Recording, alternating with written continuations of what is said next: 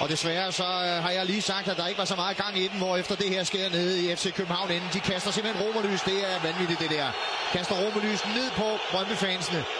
Det er fuldstændig uacceptabel start på kampen, vi får her. Og det er jo, ja, jeg har sagt det før, det er jo det der, når man lukker hjernedøde folk ind på tribunerne. Det er det, der sker her. Det er jo vanvittigt, Per. Der er børn, der er alt muligt. Slut med. Kommer til ikke. Jeg har sagt det, da vi sad nede i Næstved. Jeg siger det gerne igen. Det der hører overhovedet ikke hjemme.